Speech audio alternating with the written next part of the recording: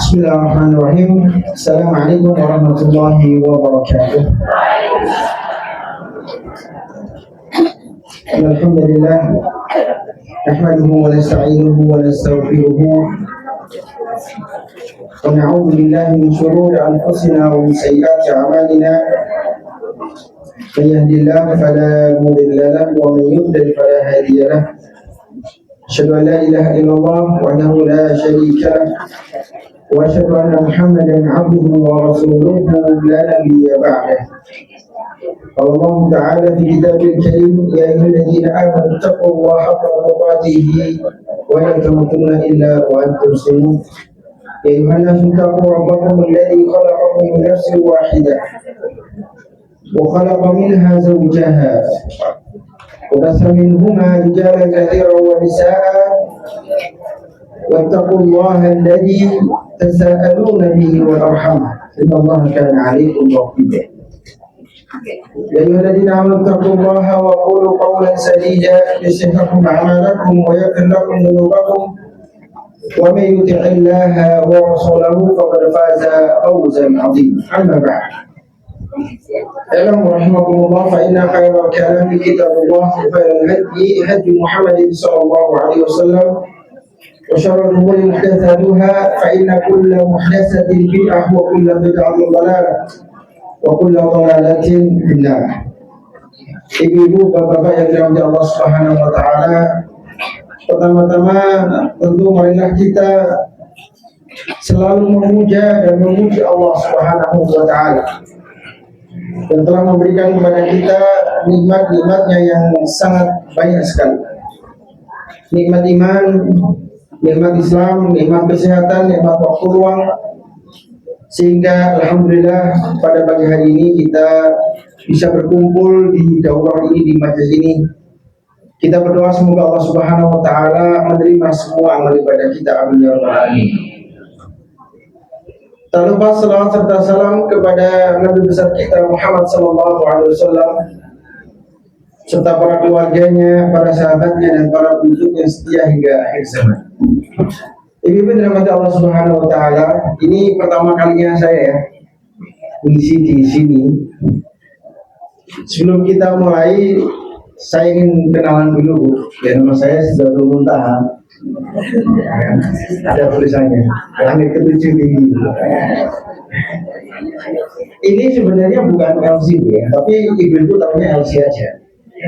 Saya lulusan Fakultas Ilmu Syariah di Libya, Jakarta. Jadi Libya itu adalah sebuah universitas cabang dari Saudi. Nah, lulusan Timur Tengah dulu LC loh, tapi sekarang sudah diganti, jadinya VA. Jadi ibu jangan kaget tuh VA, walaupun sama aja artinya, gitu kan. Cuman ganti secara legalitas seperti itu. Kemudian sehari-hari saya adalah seorang yang bekerja di yayasan. Saya wakil ketua yayasan Al-Irsyad Al-Islamiyah di Semarang. Kemudian saya juga kerja di sekolahan Al-Irsyad Semarang itu sebagai divisi pendidikan dan sebagai staf IT-nya di sana. Lulusan S1 saya tapi ngurusi IT. Saya lulusan tahun 2015, S1 dari Libya, kemudian berkiprah di dakwah di Semarang.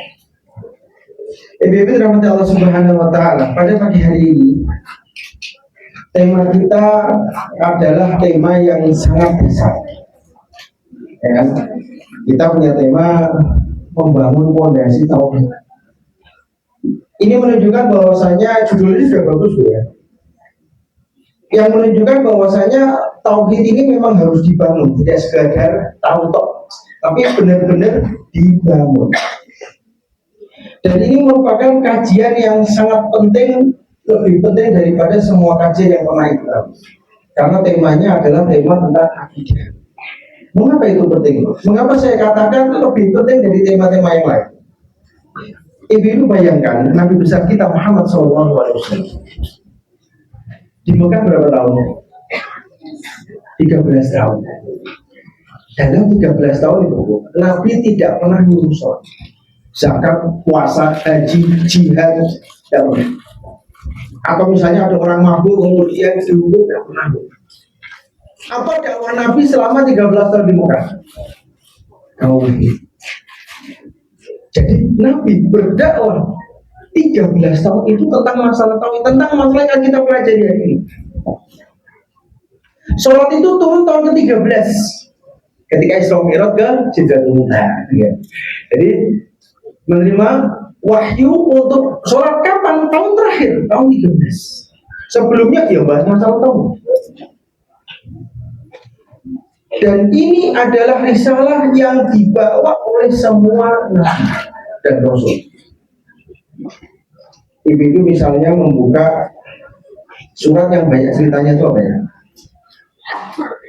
Al-A'raf. Itu banyak sekali cerita Nabi di situ. Kalau ibu baca di setiap cerita Nabi, semua Nabi itu pasti mengatakan ubudullaha ma lakum min ilahin. Jadi sembahlah Allah. Ini adalah perintah semua Nabi. Bayangkan Nabi Nuh alaihi salatu wassalam berdakwah tauhid berapa tahun Bu? 1 tahun, 2 tahun, 3 tahun enggak? 950 tahun. Itu bukan waktu yang sebentar. Untuk hanya sekedar mendakwahkan iman, fondasi tauhid itu butuh waktu 950 tahun. Betapa beliau itu sangat gigih sekali ya. Hanya untuk sekedar membahas masalah tauhid. Dan nabi-nabi semua seperti itu, gigih. Jadi ini perkara yang penting.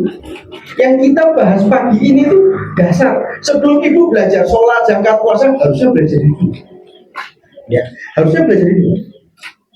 Ketika Nabi Muhammad SAW mengirim Mu'adz bin Jabal ke Yaman, apa kata Nabi? Innaka ya Mu'adz innaka la ta'ti qauman min ahli kitab. Wahai Mu'adz, engkau ini akan berdakwah di Yaman. Yang engkau datangi adalah orang ahli kitab. Ahli kitab itu siapa Bu? Yahudi dan Nasrani. Itu 2 kelompok ada di Yaman. Maka Nabi mengatakan faltaqun awal ma tad'u ilaihi syahadah la ilaha illallah. Maka yang pertama kali kamu dakwahkan wahai Mu'adz, ya, adalah la ilaha illallah, jangan yang lain. Jangan pertama kali dakwah tiba-tiba ngajak riba itu haram. Nah, tidak ada itu. Pertama kali dakwah tiba-tiba sholat, zakat, puasa. Nah, kata Nabi apa? Pertama kali dakwah la ilaha illallah. Ya, iman dulu, fondasi tauhid dulu. Ini saking pentingnya. Saking pentingnya tauhid sampai seperti itu. Pertama kali datang jangan macam-macam dakwahnya. Dakwahnya ajarkan kepada mereka tentang masalah la ilaha illallah.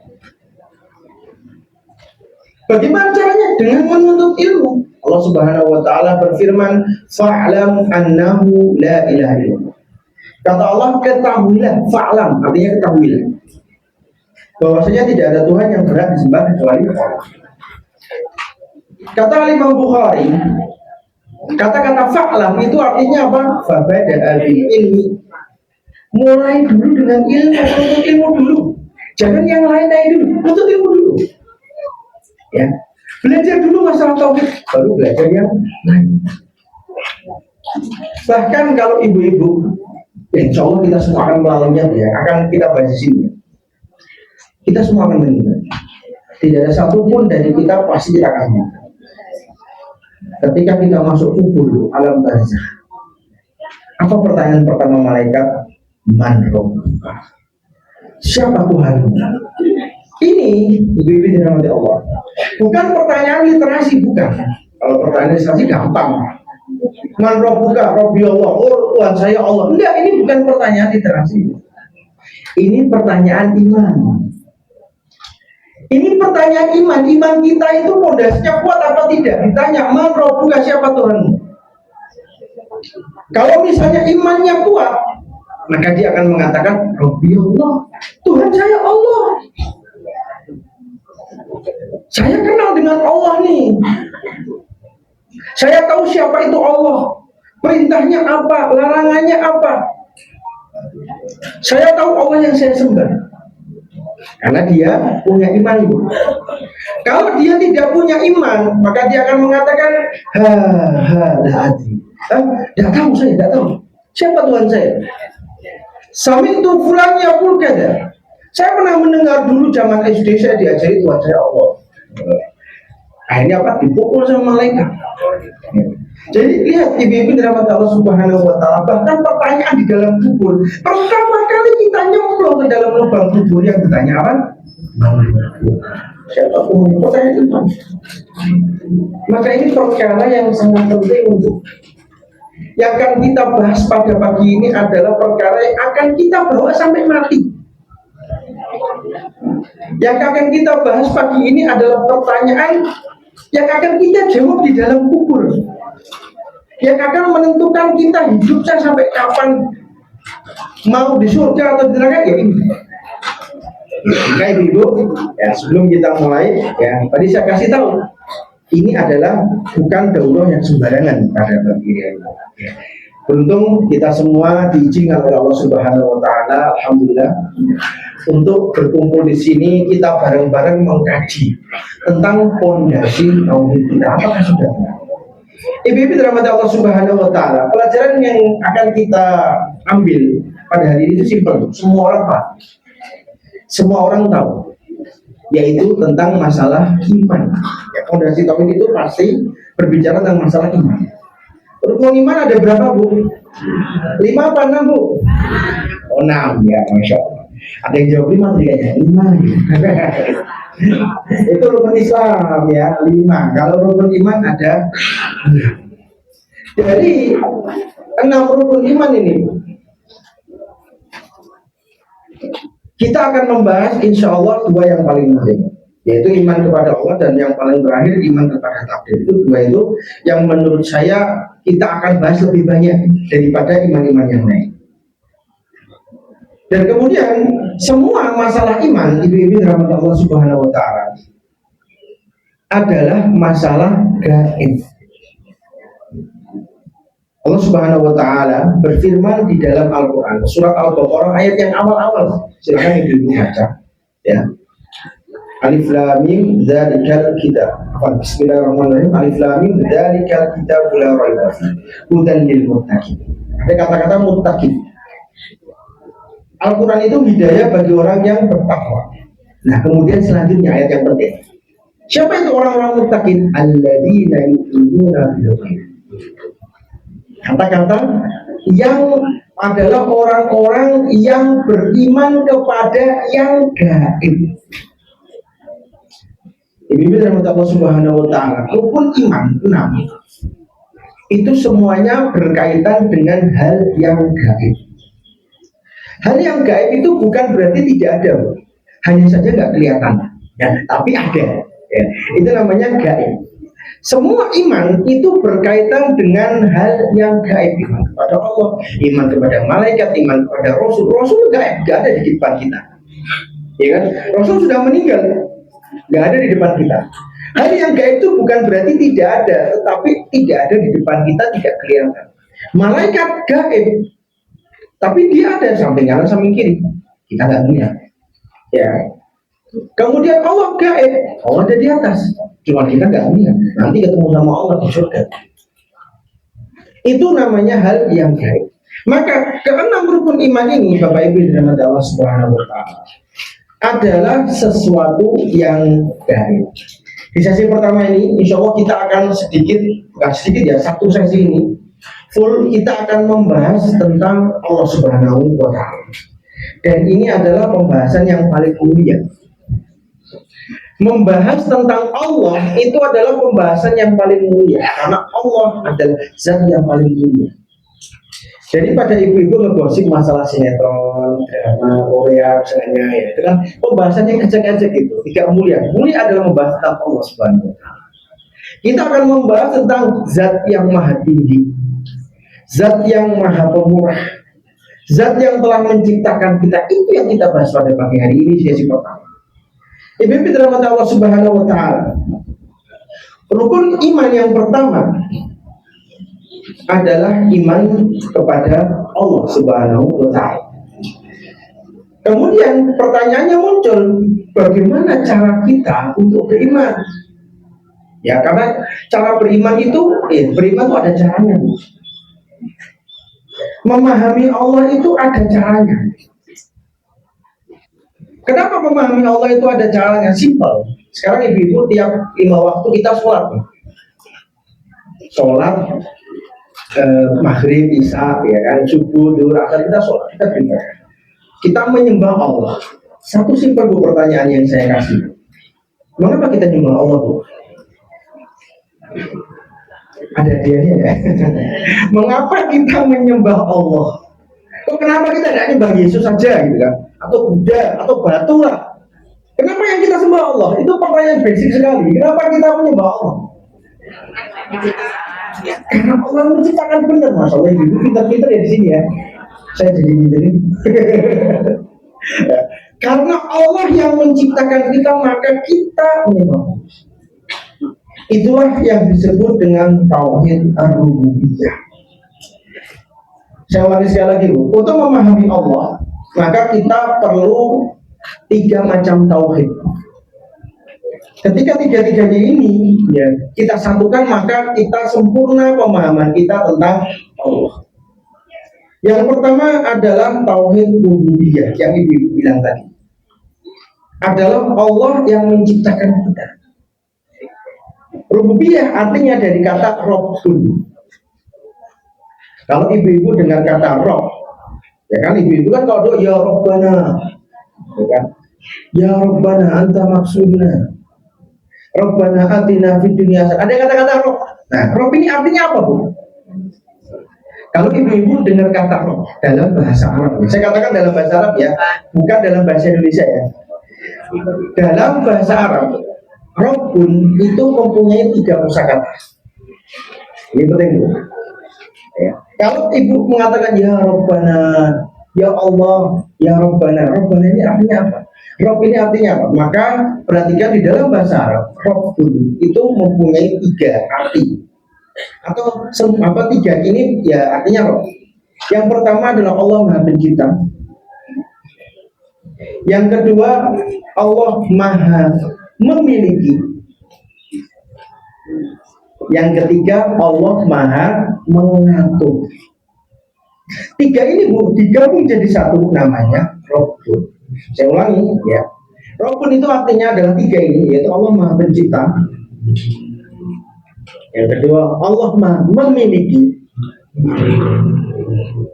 Yang ketiga, Allah Maha Mengatur. Itu kata-kata Rabb. Jadi ketika ibu berdoa ya Allah ya Rabbana, oh berarti Allah itu Maha Pencipta, Maha Memiliki, Maha Mengatur. Kita ngomong gitu kepada Allah. Ya. Itulah enaknya ya Bu ya, kalau kita itu belajar ya, kita tahu ilmunya terus update, oh ya asyiknya di ilmu baik. Ternyata Rabbun itu adalah 3 hal. Dan itulah yang menjadi alasan kita menyembah Allah. Pertama adalah Allah yang menciptakan kita. Adakah orang lain yang menciptakan? Ada tidak, Bu? Tidak ada. Allah Subhanahu wa taala berfirman di dalam Al-Qur'an, ala lahul khalqu wal amr. Dan ayat-ayat yang seperti itu sebenarnya banyak, saya cuma menyebutkan satu aja. Kata Allah Subhanahu wa taala, dan Allah lah yang mempunyai penciptaan dan perkara. Artinya apa? Allah yang menciptakan kita semua. Tidak ada satupun zat yang bisa menciptakan kecuali Allah. Dari satu ayat ini, Bu, setelah ibu punya ilmu kayak gini, maka apabila ibu menemui cerita-cerita bohong, jangan percaya. Bahwasanya ada zat lain yang menciptakan selain Allah, maka ibu jangan percaya. Kenapa? Karena kita sudah belajar di sini, yang menciptakan itu hanya Allah. Saya pernah baca buku, saya kan orang Semarang, Bu ya. Dari Semarang, saya ke Pasar Juar, ada tuh pasar terkenal di Semarang. Saya cari buku-buku. Ya, kemudian ada satu buku. Buku ini bercerita tentang Nur Muhammad. Tapi ini kayaknya saya baca-baca. Saya baca-baca, ternyata disebutkan di situ ada hadis bahwasanya Nur Muhammad ini kemudian dihadapkan dengan cermin. Nur Muhammad kemudian menangis dan dari air matanya terciptalah bumi dan planet-planet. Nah, saya sudah belajar ini, kira-kira akan mengatakan apa? Ini bohong, ini buku ini bohong gitu loh. Jelas-jelas kita punya ayat Al-Quran. Jelas-jelas Allah mengatakan tidak ada satu zat yang menciptakan kecuali Allah. Maka ketika ada berita-berita, ya, kita filter, nah ini bohong, ini sudah pasti bohong. Itu gunanya kita belajar seperti itu. Ketika kita yakin, punya keyakinan satu-satunya zat yang bisa menciptakan hanya Allah, berarti tidak satu pun manusia yang bisa menciptakan. Usah itu ada profesor ilmuwan, ya, bisa menciptakan handphone, bisa menciptakan tablet. Ya, itu bukan menciptakan seperti Allah. Ya, itu hanya merubah sesuatu jadi handphone. Ya. Tapi Allah itu benar-benar menciptakan kun fayakun. Jadi langsung, tinggal sekejap kan jadi. Itu Allah Subhanahu Wa Taala. Maka kita paham bahwasanya Allah lah yang menciptakan. Kedua, kita paham juga bahwasanya Allah memiliki. Kenapa? Karena Allah yang menciptakan berarti Dia yang memiliki. Siapa yang menciptakan kita, Bu? Allah. Maka kita ini miliknya siapa? Miliknya Allah. Sehingga ketika ada orang meninggal kita katakan inna lillah. Apa artinya inna lillah? Kami ini milik Allah. Inna itu artinya kami, lillah milik Allah. Wa inna ilaihi raji'un, dan kita semua akan kembali kepada Allah. Jadi semuanya kita ini milik Allah. Kepemilikan kita itu terbatas. Sob kan punya HP satu ini terbatas. Kalau pas rusak ya rusak, sudah gitu lagi. Kalau pas kemalingan ya harus ganti tangan. Pemiliknya maling itu. Jadi kepemilikan kita terbatas, tapi kepemilikan Allah, Allah menciptakan kita. Maka Allah lah yang punya kita. Kita ini dimiliki sama Allah. Kita ini kepunyaannya Allah. Maka kemudian yang ketiga, karena Allah itu menciptakan dan Allah itu memiliki kita. Karena Allah memiliki kita, maka Allah itu berhak untuk mengatur kita. Berhak gak untuk mengatur kita? Inilah arti kata Allah berhak untuk mengatur kita. Allah mau ngapain kita terserah, Bu. Allah ngasih kita matanya 2, matanya 3, terserah Allah. Allah ngasih kita tangan 2, jarinya 5, terserah Allah. Mengapa? Karena kita ini miliknya Allah, terserah mau ngapain. Bayangkan ibu-ibu punya HP, terserah ibu-ibu mau ngapain ya. HP mau buat WA, mau buat baca-baca, ya kan, mau buat chattingan, mau buat tonton YouTube, terserah. Maka ketika Allah memiliki kita, maka terserah Allah mau ngapain. Mau diberi sakit, terima ada, Bu?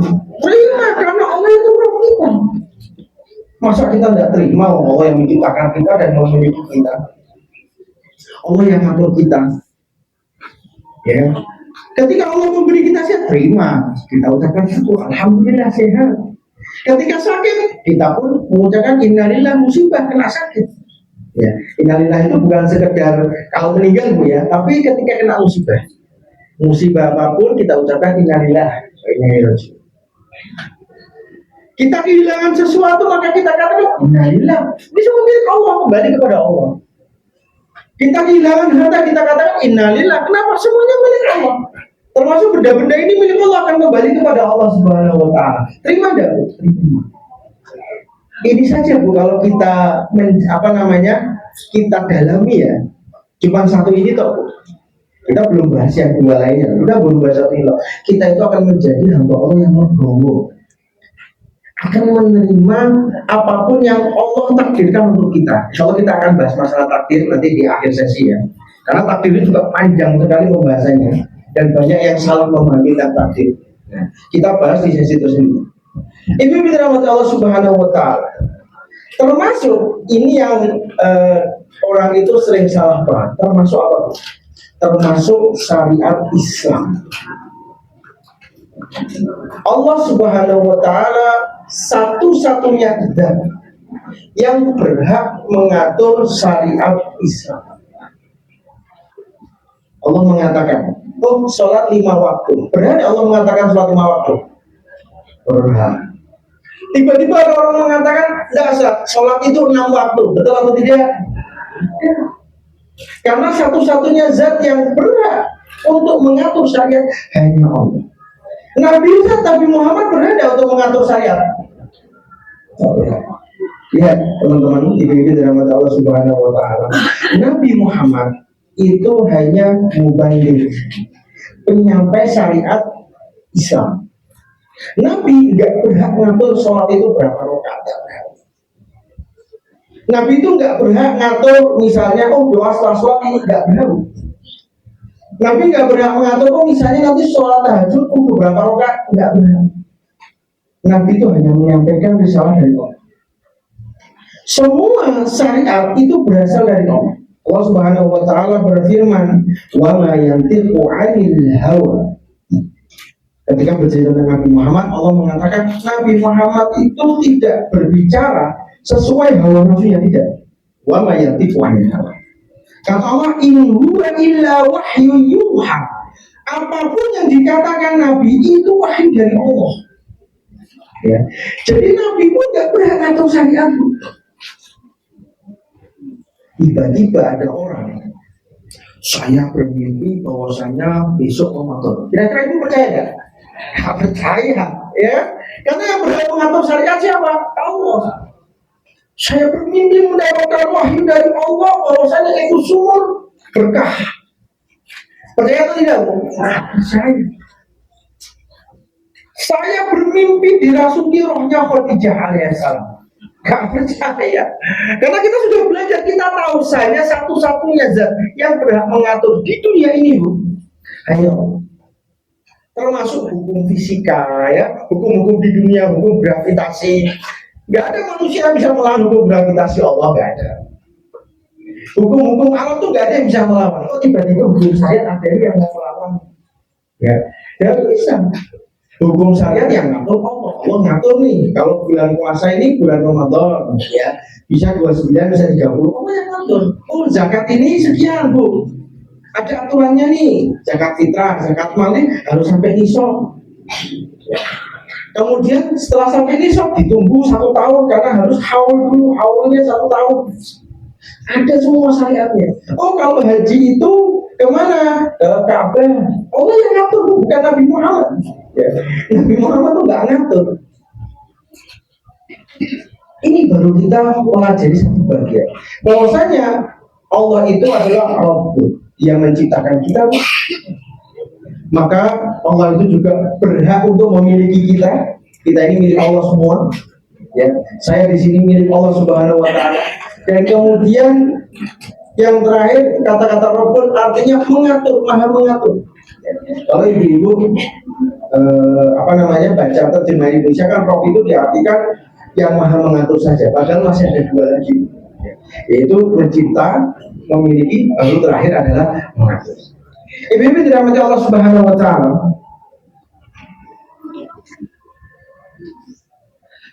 Masalah ini, masalah Allah adalah sang pencipta dan sang maha memiliki. Itu orang-orang kafir, kalau ibu baca sejarah ya, orang-orang kafir Quraisy itu mengimani masalah ini juga. Orang-orang kafir Quraisy zaman Nabi Muhammad, mereka itu menyembah Allah, tapi juga menyembah berhala. Makanya mereka disebut dengan perbuatan syirik. Menyembah Allah sekaligus menyembah berhala. Kalau ditanya orang-orang Quraisy, siapakah zat yang maha mencipta? Ya, mereka orang-orang Quraisy akan mengatakan yang menciptakan itu adalah Allah Subhanahu Wa Taala. Dengan yakin mengatakan seperti itu. Allah. Siapa yang mengatur alam semesta? Orang kafir mengatakan siapa? Allah. Ibu-ibu pernah mendengar cerita gajah, Abrahah ketika mengirim pasukan gajahnya untuk menghancurkan Ka'bah. Pada waktu itu yang memimpin kota Mekah adalah kakeknya Nabi yang bernama Abdul Muthalib. Perjalanan Raja Abrahah dari Yaman menuju ke Mekah itu kan melewati beberapa kabilah ya. Nah, setiap melewati beberapa kabilah, kambing, unta itu diambil, dijarah gitu. Kemudian Raja Mekah, pemimpin orang Mekah yaitu Abdul Muthalib datang loh. Dia datang ya ke tendanya Raja Abraha. Waktu itu belum masuk Mekah. Dikira oleh Raja Abraha ini orang pemimpin Mekah ini. Dikiranya bakalan memohon supaya Mekah tidak diserang, tapi ternyata tidak. Dia datang, wahai Raja Abraha, saya ingin supaya kambing-kambing dan unta-unta yang Anda ambil ini tolong dikembalikan ke pemiliknya. Kaget Raja Abraha, loh, Anda ini seorang raja, kok memintanya masalah remeh kambing dan unta? Kalau di Indonesia kan pitik misalnya ya. Kalau di sana kambing, merahnya kambing. Kata Abraham, saya itu adalah Raja Mekah. Saya punya tanggung jawab terhadap rakyat saya. Kalau rakyat saya dijarah, saya akan mengembalikan. Maka saya meminta Anda untuk saja. Ada pun Ka'bah, ini yang punya Allah. Loh, lihat tuh. Raja Abdul Muthalib, pemimpin Mekah, dan dia itu kafir, tapi dia beriman kepada Allah. Ini yang punya Allah ini. Yang melindungi juga Allah, bukan saya. Saya nggak mampu melindungi Ka'bah. Oh iya, kembalikan. Dikembalikan. Orang-orang Mekah pada waktu itu pada ngumpul di pinggir-pinggir kota Mekah ya untuk melihat apa yang terjadi. Bagaimana cara Allah melindungi Ka'bah? Ternyata dibilang burung ababil. Lihat orang Mekah itu percaya sama Allah. Tahu Allah itu Maha Mencipta, mengatur. Tapi ketika masalah nyembah berhala. Nyembah berhala, tapi minta tolong sama Allah. Kalau nyembahnya berhala. Itu salahnya orang-orang. Maka ada bagian kedua, ibu-ibu dirahmati Allah Subhanahu wa taala dari tauhid yang kita bahas. Yang pertama tadi adalah rububiyah, sudah kita bahas. Yang kedua adalah uluhiyah. Apa artinya uluhiyah? Uluhiyah itu dari kata ilahun. Dan kita sering mengatakan la ilaha illallah. Ilahun artinya apa? Tuhan, atau artinya adalah yang disembah, yang berhak disembah. Maka tauhid uluhiyah itu maksudnya apa? Maksudnya adalah satu-satunya zat yang berhak disembah adalah Allah Subhanahu wa taala. Tidak ada zat yang lain yang berhak disembah dan diibadahi. Inilah tauhid yang orang-orang kafir Quraisy tidak mau. Hanya nyembah berhala. Tapi kalau doa meminta keselamatan ya kepada Allah, karena Allah yang Maha mengatur. Kalau nyembah ibadah, sujud, rukuk, tawaf ya kepada berhala. Itu mereka seperti itu. Maka apapun ibadahnya ibu-ibu dirahmati Allah. Setelah kita paham ya, tidak ada la ilaha illallah, artinya apa? Tidak ada yang berhak disembah. Tidak ada yang berhak diibadahi kecuali siapa? Allah. Yang lainnya orang sesembahan itu semuanya batil. La ilaha, tidak ada Tuhan yang berhak disembah. Kalau kita mengatakan tidak ada Tuhan selain Allah, Tuhan itu banyak. Ya, umat Nasrani mereka menyembah Yesus Kristus, Tuhan mereka, Tuhan. Umat Buddha menyembah Buddha, umat ini menyembah ini, mereka ada dewa-dewanya sendiri. Apakah dewa-dewa mereka ini berhak disembah? Tidak. Satu-satunya yang berhak disembah dan diibadahi hanya siapa? Hanya Allah Subhanahu wa taala. Allah Subhanahu wa taala mengatakan di dalam surat Al-Baqarah, wa ilahukum ilahu wahid. Dan Tuhan kalian itu adalah Tuhan yang satu, Tuhan yang esa, Tuhan yang satu. La ilaha illa huwa rahmanur rahim. Tidak ada Tuhan yang berhak disembah kecuali Ar-Rahman dan Ar-Rahim. Dia Sang Rahman yang Maha Penyayang dan Maha Pengasih. Itu Allah Subhanahu wa taala. Maka semua ibadah kita, Bu, apapun itu ibadahnya, Bu ya, ingat, semua ibadah kita, arti kata semua itu berarti semuanya, semua jenis ibadah itu wajib kepada Allah. Contoh sujud, rukuk harus kepada siapa? Kepada Allah Subhanahu wa Ta'ala. Boleh tidak sujud kepada ustaz? Nggak boleh. Ya, sujud kepada Allah, rukuk kepada Allah. Ibu mau sholat harus kepada siapa? Kepada Allah. Ibu mau hadir kajian itu ibadah bukan Bu? Maka niatnya harus lillahi ta'ala.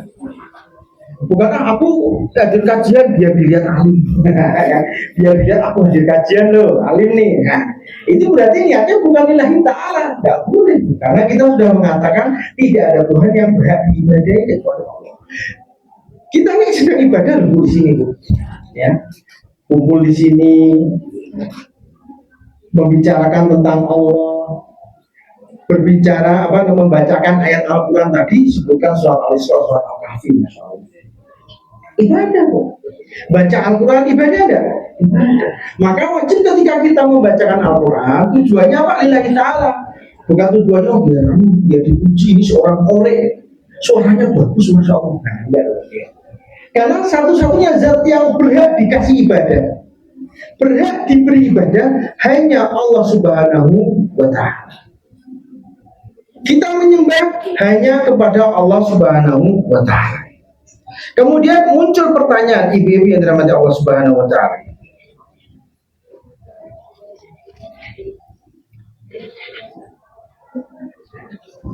Pertanyaannya adalah, kalau kita misalnya menyembah Allah, kita ini sholat kepada Allah Subhanahu wa Ta'ala, kita ngaji untuk Allah Subhanahu wa Ta'ala dan mengharapkan ridho Allah. Pertanyaan selanjutnya buat ibu-ibu dan bapak-bapak untuk direnungi ya, kan dijawab direnungi. Allah yang mana yang kita sembah? Pernah nggak ibu-ibu Allah itu kayak gimana? Allah itu bagaimana? Atau kita nggak tahu sebenarnya yang kita sembah siapa? Allah yang bagaimana? Itulah adanya tauhid bagian yang ketiga. Yang tadi rububiyah, uluhiyah, yang ketiga ini juga penting sebagai penyempurna iman kita kepada Allah, yaitu tauhid asma wa sifat. Kita sering mengatakan asmaul husna. Nah itu asma wa sifat. Apa artinya asma dan apa artinya sifat? Asma itu Allah itu punya nama. Asmaul itu artinya apa? Allah itu mempunyai nama. Kemudian sifat berarti Allah mempunyai sifat. Sehingga kita tidak menyembah sesuatu yang nggak ada. Kita menyembah sesuatu yang punya nama dan punya sifat. Ketika kita mengetahui nama-nama dan sifat-sifat Allah, maka tauhid kita sempurna. Ibu-ibu kan ada tuh majlis-majlis yang saya hadiri itu, ibu-ibu biasanya Asmaul Husna dulu. Saya tanya, Bu, ibu-ibu nih tiap kajian Asmaul Husna, ibu-ibu paham nggak arti kata Ar-Rahman, Ar-Rahim, Al-Hakim? Al-Hakim, betul, secara Indonesia seperti itu. Tapi kalau ibu belajar, ada buku khusus tentang Asmaul Husna. Al-Hakim itu bukan artinya yang maha bijaksana. Al-Hakim itu yang mempunyai hukum. Dari kata hakim itu dari kata hukum, ya kan? Yang mempunyai hukum. Allah itu mempunyai hukum. Dan yang kedua, hikmah, mempunyai hikmah. Ini saya sedikit mengulik di sini, Bu ya. Bahwasanya itulah pentingnya kita belajar Asmaul Husna. Supaya apa? Supaya kita tahu kita ini nyembah siapa. Ketika sujud, Subhana Rabbiyal A'la, Allah ini siapa gitu loh. Ya kan? Biar kita paham kita tuh nyembah siapa. Bukan sekedar nyembah ya pokoknya Allah. Padahal Allah itu punya nama. Berapa nama Allah? 99. Banyak. Kita kasih contoh, satu contoh ya. Saya kasih contoh. Ada nama Allah Al-Hakim. Ibu-ibu bilang mah bijaksana. Kurang. Bijaksana itu hanya satu dari dua. Arti kata Al-Hakim. Hakim itu berasal dari kata hukmun wa hikmah. Hukmun itu artinya hukum Allah. Hikmah itu artinya bijaksana. Nah, itu cuma baru satu tahu, yaitu bijaksana. Padahal masih ada satu lagi. Artinya apa? Ketika kita mengatakan Allah itu Al-Hakim, berarti Allah itu punya hukum yang harus kita taati. Hukum sholat berjamaah, hukum kemudian umroh, hukum zakat, hukum puasa. Allah punya hukum. Dan setiap hukum Allah itu punya hikmah. Apa artinya hikmah? Kebijaksanaan. Mengapa kok kita itu sholat subuh 2 rakaat? Mengapa, Bu? Mengapa, Bu? Ya karena Allah yang nyuruh seperti itu, ya.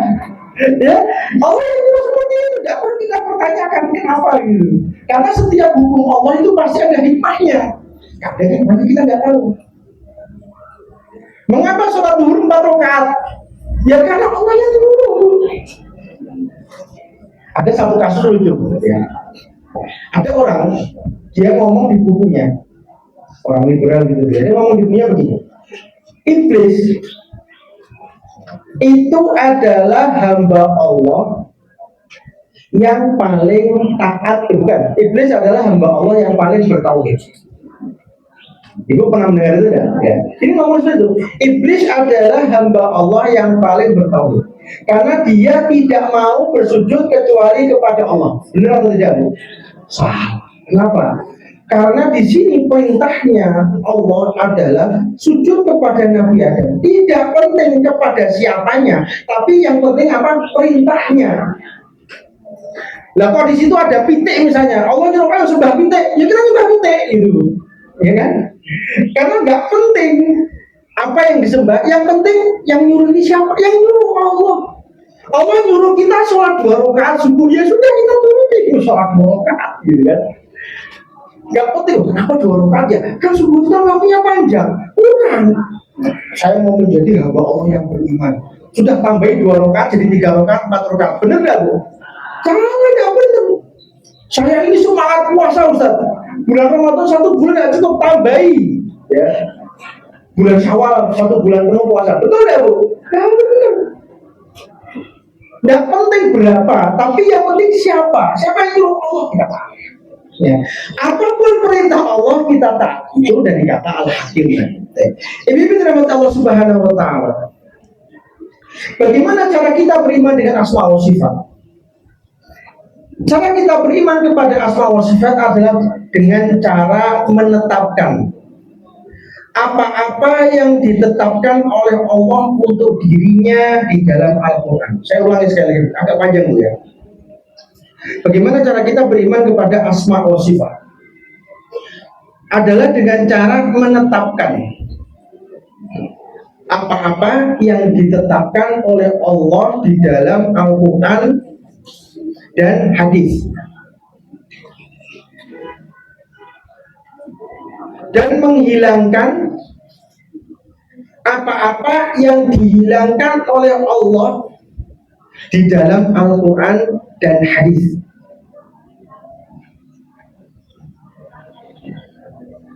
Saya ulangi sekali lagi, ini perlu dicatat dan penting sekali, Ibu-ibu. Bagaimana cara kita beriman? Saya ulangi, menetapkan apa-apa yang ditetapkan oleh Allah di dalam Al-Quran dan hadis, dan menghilangkan apa-apa yang dihilangkan oleh Allah di dalam Al-Quran dan hadis tanpa menyelewengkan maknanya. Satu, itu tanpa menyelewengkan maknanya. Dua, tanpa menghilangkan maknanya.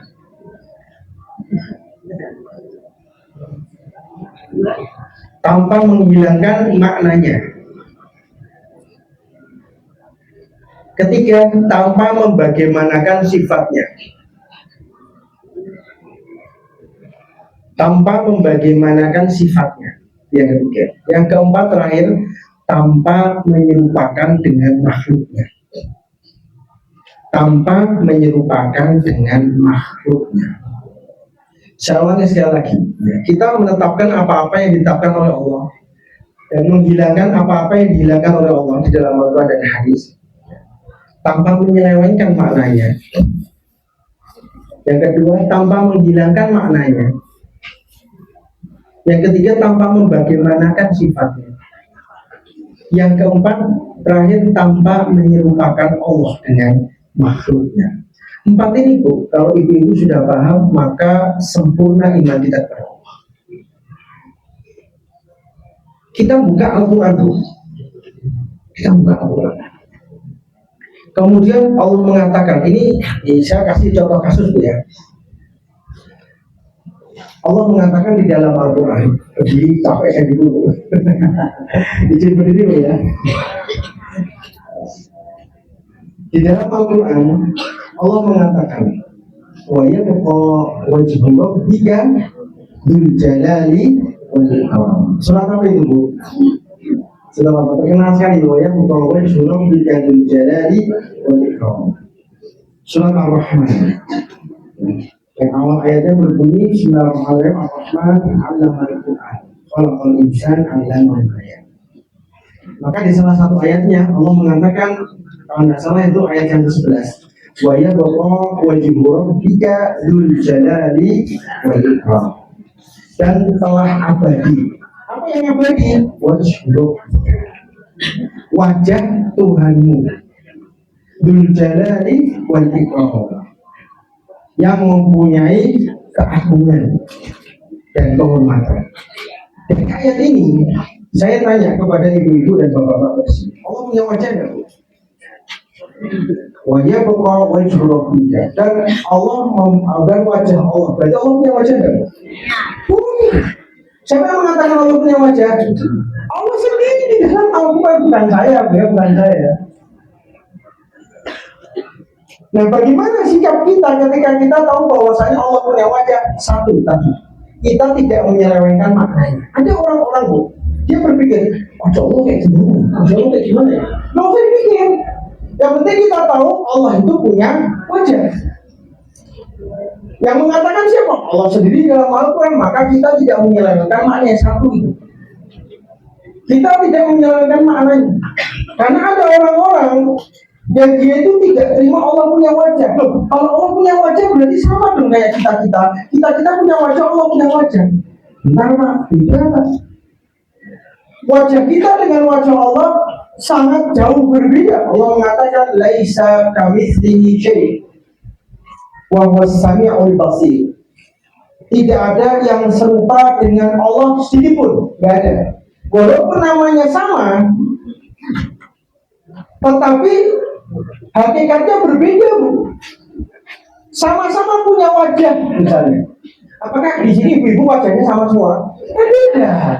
Ya, ibu-ibu juga beda. Apalagi kita dengan Tuhan kita Allah Subhanahu Wa Taala. Kapan kita bisa melihat wajah Allah Bu? Di surga. Senang saya ibu-ibu itu insya Allah ya. Kalau banyak jawab ya. Ada hadis Bu yang mengatakan Rasulullah SAW bercerita tentang ahli surga. Surga Bu itu enak banget. Apapun yang kita minta. Maka kemudian Allah mengatakan kepada kita nanti surga insyaAllah, wahai hambaku, maukah kamu aku tambahin nikmat? Ya.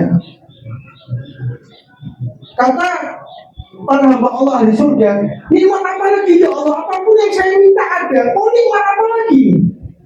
Ya kan? Apapun yang diminta ada, kok mau ditambahin nikmat apa lagi ya Allah? Maka kemudian Allah menjikap akhirnya terlihat wajah Allah yang sangat sempurna. Maka itulah nikmat surga yang paling tinggi. Ya, nikmat surga yang paling tinggi yaitu melihat wajah Allah Subhanahu Wa Taala. Dengan melihat wajah Allah aja kita mendapatkan kenikmatan. Gimana tidak tahu? Yang penting Allah sudah mengabari kita. Allah punya wajah, kita imani saja. Ya, tanpa bagaimana kita wajah Allah apakah punya dua mata, hidung, ada mulut, nggak tahu karena kita nggak dikabari sama Nabi. Maka Imam Malik mengatakan wal kaifu bihi majhul. Imam Malik, bagaimana kan sifat Allah itu nggak rasional, nggak masuk akal. Kenapa nggak masuk akal? Karena Nabi sudah meninggal, Nabi belum pernah lihat. Ya, Nabi belum pernah lihat. Bayangkan ibu-ibu misalnya ya, ibu-ibu tinggal di Indonesia nggak ada TV, kemudian nggak ada bonbin, tiba-tiba di SD diajari Ibu-ibu, ini guru geografi. Di padang pasir sana ada hewan namanya unta. Nah, ibu tanya Pak. Unta itu kayak gimana Pak? Tahu, saya belum pernah ke Saudi. Nggak tahu, karena dia cuma tahu dari textbook bahwasanya ada unta, tapi bentuknya gimana nggak tahu. Karena sudah seperti itu, kan belum pernah lihat unta. Gitu. Nggak tahu saya unta itu kayak gimana. Saya Pak, unta itu kakinya kayak ayam atau kayak kambing Pak? Udah tahu juga saya gitu kan. Saya belum pernah ke Saudi, belum pernah lihat unta. Jadi seperti itu ibu-ibu ya. Bagaimana kan sifat Allah itu nggak rasional, nggak masuk akal. Kenapa? Nabi pun belum pernah lihat kok ditanya. Satu pun di antara kita nggak pernah lihat karena kita belum masuk surga. Nanti kalau sudah masuk surga baru tak kasih tahu. Oh, Allah wajahnya kayak gini. Nah, begitupun dengan sifat-sifat yang lain, Bu. Sifat-sifat yang lain yang ada 99 nama Allah dan sifat Allah yang banyak itu tidak boleh dihilangkan satupun.